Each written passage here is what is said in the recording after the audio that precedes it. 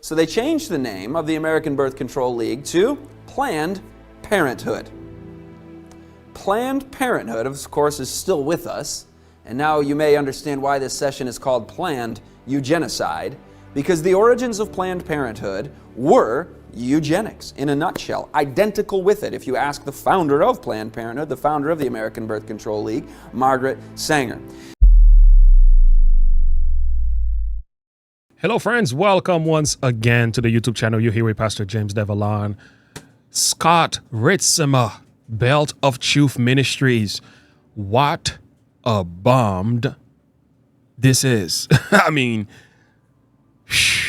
I don't think I have ever heard anything of this sort before. And I've been on this looking at what's going on in the light of the abortion movement, Planned Parenthood, the eugenics movement, the connection it has with minor cities and all that. I mean, I've been looking into this stuff, and this man put out a sermon entitled The Hidden Agenda, Hidden Abortion History Revealed in Their Own Words.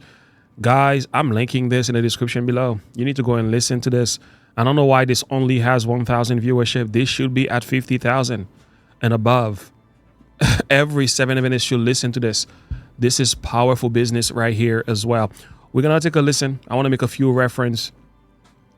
There is a good documentary. I'm linking it in the description of this video. It's called Mahafa 21. Every Christian should listen to this. This will blow your mind. This will blow your mind. On the issue of abortion, before we listen to Scott Ritsema, powerful sermon online right now. Unfathomable number of preborn children canceled by abortion since Roe v. Wade. And here are some of the stats you want to work with. And again, this is the atrocities of our modern society.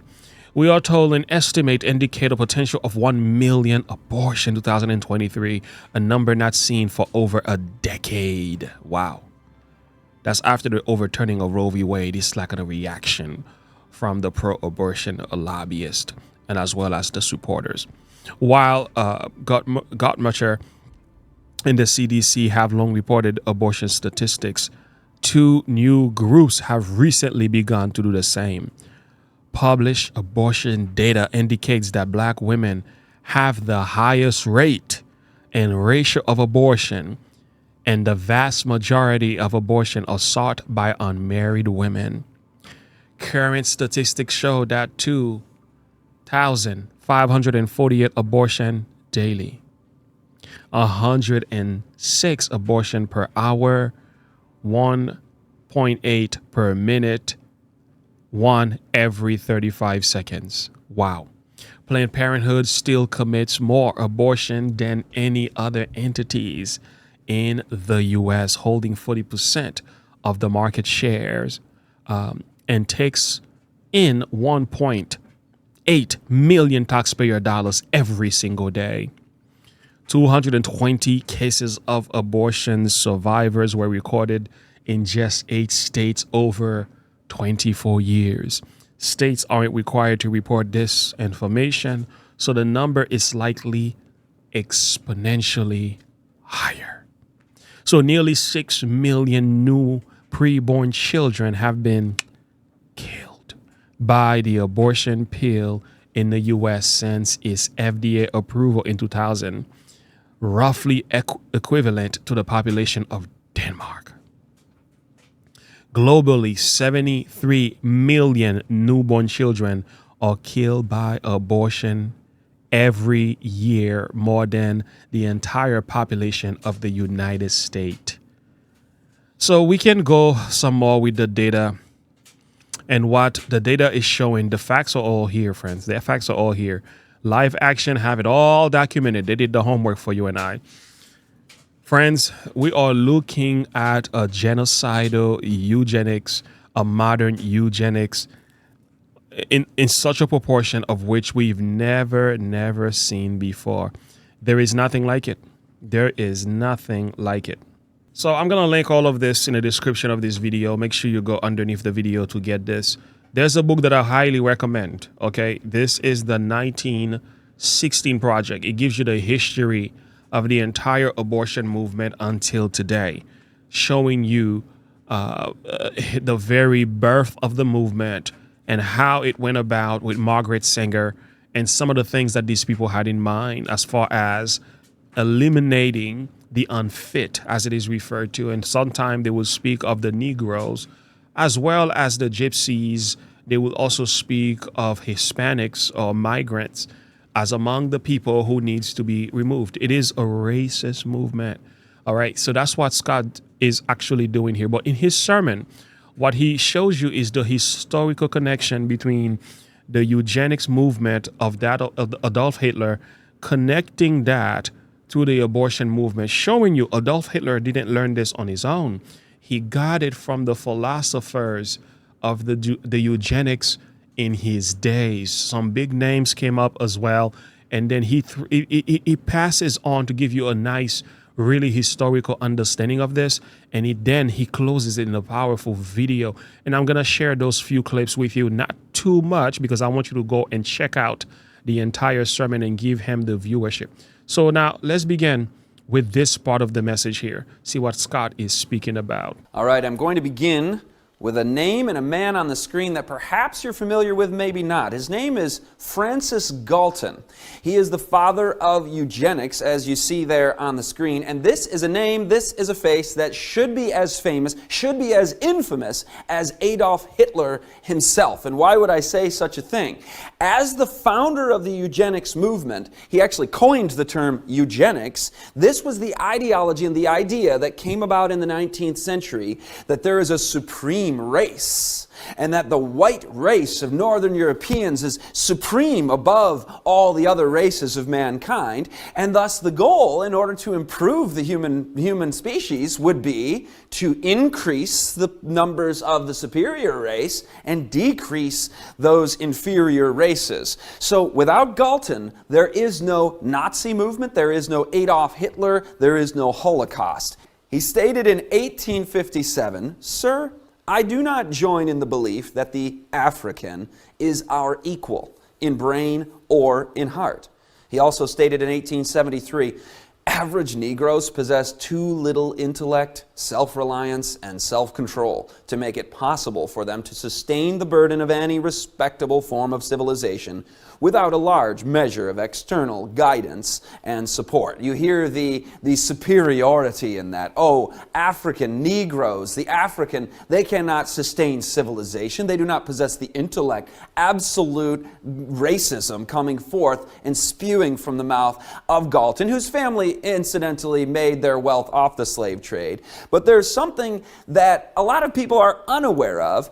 There's another name in the 19th century that everybody knows. And it's a name that if you were to poll the percentage of people, say, who have gotten university degrees, especially in the hard sciences and biology and the other physical sciences, the name and the ideology that is repeated most often, you will hear Darwin, Darwin, Darwin, Darwin everywhere. Evolution, evolution, evolution, evolution. Everybody knows that, right? But how many of these students, these educated students, are aware that Charles Darwin was actually a cousin of the founder of eugenics? In fact, if you were to poll educated people, who's even talking about eugenics and about Galton at all? This is kind of hidden and buried history for the masses and for the common memory of history, at least. Let alone, are people aware that Galton, the founder of the eugenics movement, was a cousin of Charles Darwin and got his ideas from, guess who? His cousin, Charles Darwin.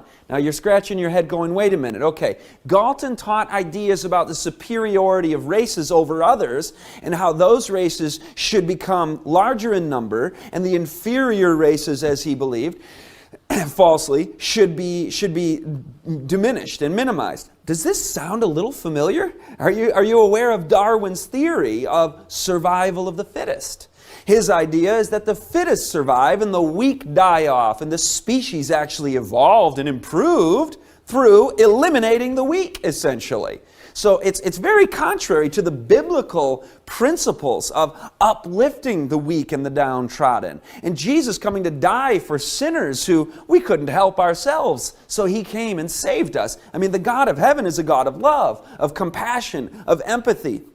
Darwin and Galton, the opposite, because they're deriving their ideas, of course, from the enemy side of this great controversy. We can improve things. Yes, we can improve things in human races the same way the species has become improved, and we came up from monkeys by the weak monkeys dying off and the strong monkeys getting smarter and better and all this evolution nonsense. Charles Darwin was the founder of that whole idea. Galton got his ideas from Darwin. This is the official name of Darwin's book, The Origin of Species. And most people know Darwin's book as The Origin of Species, On the Origin of Species.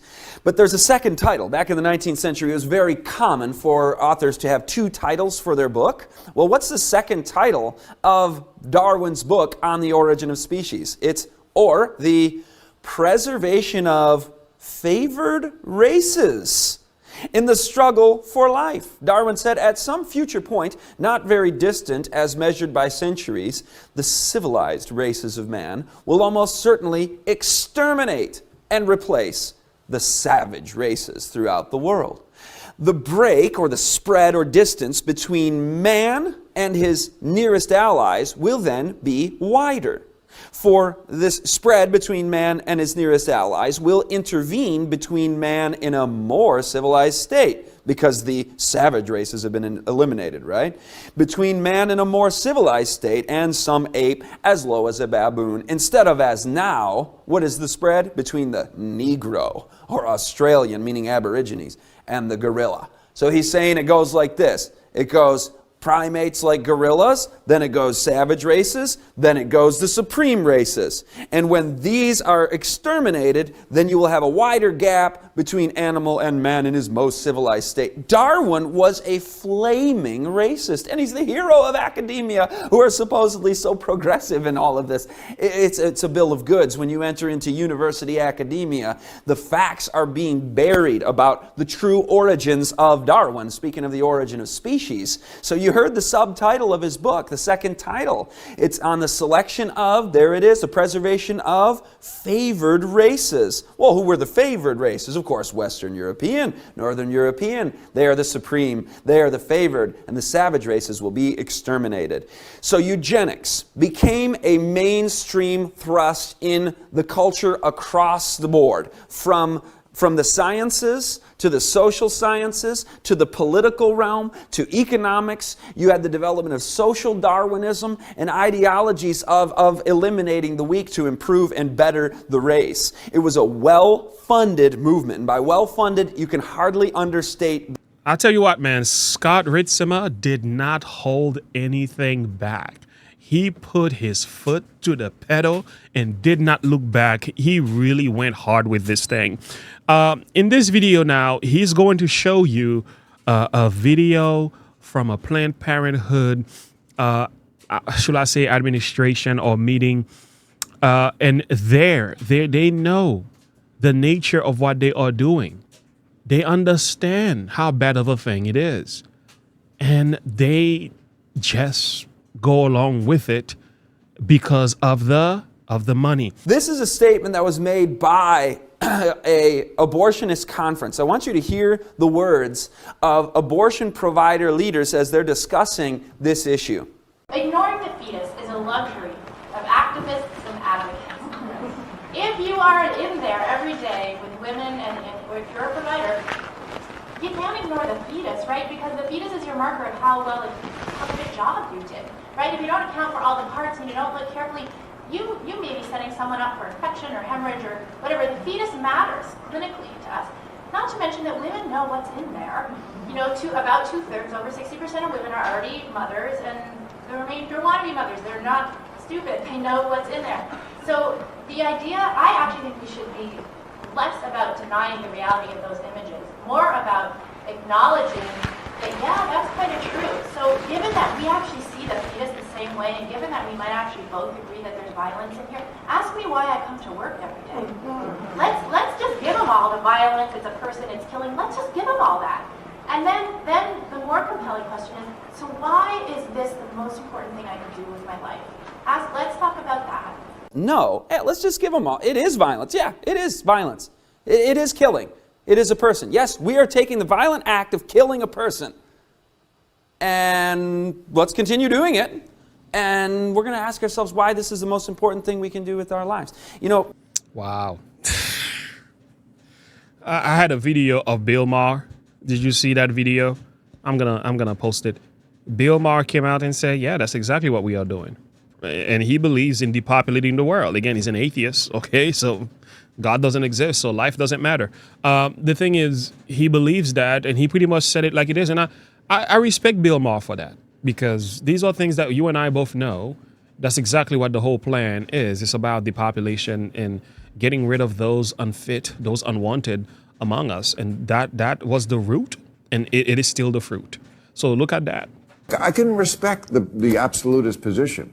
I really can. I scold the left on when they say, oh, you know what? They just hate women. People who aren't pro-life, pro-choice. They don't hate women. They just made that up. They think it's murder. And it kind of is. I'm just okay with that. I am. I mean, there's 8 billion people in the world. I'm sorry, we won't miss you.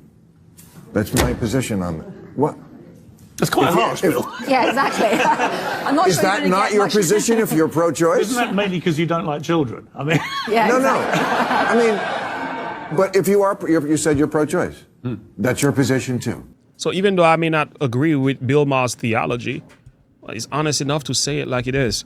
So before we listen to Pastor Scott's final remark here, I want to be honest, because, again, being a Seventh-day Adventist, you know where I stand when it comes to loving our people, and I will defend us unto the death.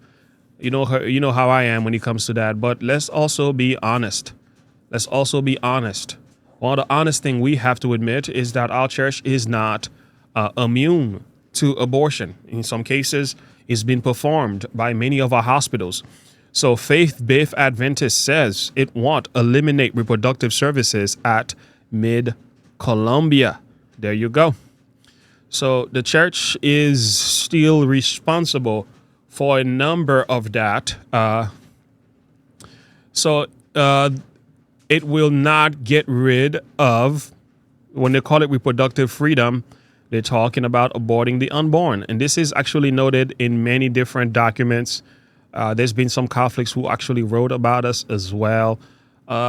Some of our men have spoken. Columbia Union Conference here is talking about Advent Health. Fridge, Catering Health. There's a number of live babies, but we have a few that have been aborted. Okay, these are done in Seventh-day Adventist hospitals. Yeah, when Pastor James Rafferty said what he said, and this is why when he said it, you could also hear a pen drop in the room. He called the Seventh-day Adventists who are supporting abortions murderers. And he was right about that. How's the faithful city become a harlot? She was full of judgment, righteousness lodged in it, but now murderers. Murderers in the church. See, this verse reminds us of our own sad history regarding abortion. Our pioneers strongly opposed abortion. They could hardly even imagine murdering innocent, helpless children. But today our church is full of murderers. Is it wrong for me to say that? People who support murdering innocent, helpless children because they think that it's a religious liberty issue, that it's a freedom of choice for women. But what about the choice of the baby? I don't know any babies that would choose to be murdered if they had the choice. Do you think they want to be torn apart in the womb? I don't think so. So this is an example of how far we have wandered from God while still calling him Lord. Yeah. So that is to admit we, as a people, need to make sure this is not happening in our hospitals. So how is this going to be fixed? That's a conversation that needs to be had. But I do know in our statements, we say that, we believe in protecting the unborn and yada, yada, yada. There's a whole beautiful statement about that. But in practice, it is still happening. So that's the sad reality, and that's a change that needs to be had. that needs to take place as soon as possible. So here is the thing. I'm going to let him close it up because he's got a powerful statement, because that right there, I'm going to literally end this video with his final statement, because he speaks volume of the nature of this burden that the Lord has laid on Pastor Scott Ritsema. Pastor Scott Ritsema, please come and visit Advent Media Connect. I don't care what you come and speak about. We would love to have you. If you're speaking like this, I need to be on your team. We need you on our team. Anyway, friends, let's take the closing remark from Pastor Scott Ritsema, and then I'll see you in the next video, though. Doubling, but a huge, huge leap in the percentage of young people who say, no, I'm for the lives of unborn babies. The percentage of young people who said they were pro-choice fell from 65% to 48%. So when you break it down to all the different demographic groups, you have, evangelical Christians, it's always been the vast majority, this group, this race, this political ideology, women, men, and all of that. All of these subgroups, the majority of people identify as pro-life, including African Americans in this country, which you'd figure that's predominantly Democrat, and do you go with the flow? No, you can be an individual. Hey, I kind of lean toward that party, whatever, more power to you. We want to lean toward the 10 Commandments, though, and black Americans are. The majority of black Americans are pro-life. The only group left that still is dyed-in-the-wool pro-abortion would be white leftists. And so that's the holdouts who are like, no, we're going to cling to this thing. Maybe we can get them on the right side of this too. Because this is not a left and right and center issue. This is a justice issue. This is a commandments issue. This is a life issue for every human. Now, if I were to, on this next slide as we cruise toward the end here, if I were to bring up on this a video or imagery of what abortion really is, showing it, the horror of it, the reality of it. If I were to confront the viewer with the gruesome nature of what abortion looks like and is, the sights, the sounds, everything. If you were to go there, in fact, probably everybody before they take an opinion on this should go and see these babies being chopped up and their organs sold off to donors to Planned Parenthood, and then form an opinion on these babies. Look at that 20-week baby. But I'm not going to show you the gruesome stuff. I think we really do need to face it. There was a time when American society was needing a wake-up call from the racism that had festered for centuries in this country, to the colonial times, so the times of slavery and on through to the Civil Rights era. That was called the 1950s, the Civil Rights Movement. There was a little boy named Emmett Till.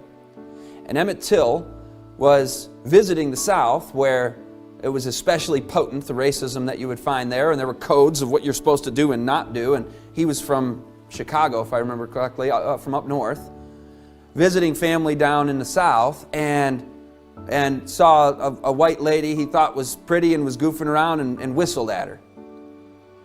Well, that was a death sentence down there. The men around that woman got wind of this. They hunted him down. They brutally tortured him and murdered him and threw his body in the river.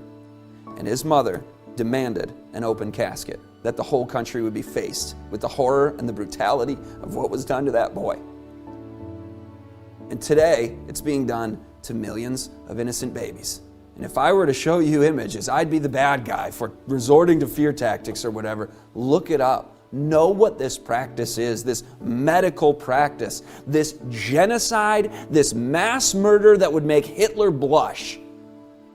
And if we are participants in that in any way, we have got to, right now, get our act together. And I'm afflicting the comfortable right now. The Word of God speaks truth and conviction to a society, to a community, to an individual who needs to hear it. For those struggling with those past decisions, don't feel condemned by the strong words right now. Don't let the accuser weasel in right now. You can be a voice for the unborn. Not to atone for your sin. Jesus already atoned for it. But because you believe in the value of babies' lives today. So my next slide is just blank. Instead of revealing what abortion really is, it's the unwritten chapter in this saga. The struggle for justice for these babies. We all have a pen in hand and a page before us that is blank, and we will write the next chapter in this movement. Dr. Martin Luther King Jr. famously stated, "Injustice anywhere is a threat to justice everywhere." And you know what else he wrote in his letter from the Birmingham jail when he was imprisoned for civil disobedience for standing for right? He wrote about the early Christian era in the first century, and he said, you know, those Christians, they spoke out against the infanticide that was going on in the Roman Empire at the time. And he said they had an impact on the culture around them.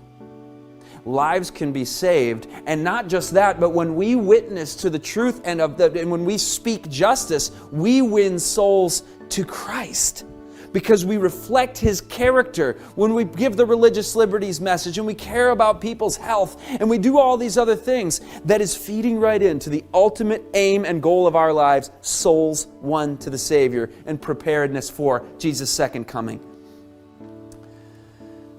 This child on the screen will never have an opportunity to grow up and choose what day to worship on, what God to worship. We speak of religious liberty, and we need to. Liberty, absolutely crucial in the great controversy, reflects the character of God and gives us a witness to the world that we stand for something good. But isn't the right to your life a prerequisite to freedom of religion and the right to practice your religion? Will we speak in defense of the lives of these babies? Oh, I don't want to get political. You don't have to get political. Have I gotten political in this session? Absolutely not. I shared what the trends were in the political people out there, but we don't need to link up and I'm a this and you're a that. We just need to stand for truth and stand for right, though the heavens may fall.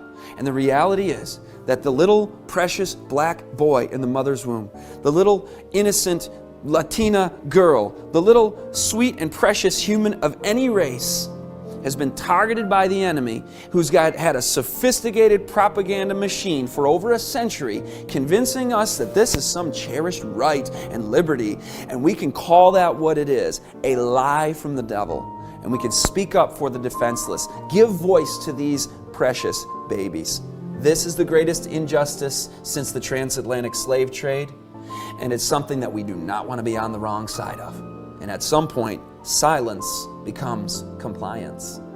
Will you stand for right, though the heavens may fall?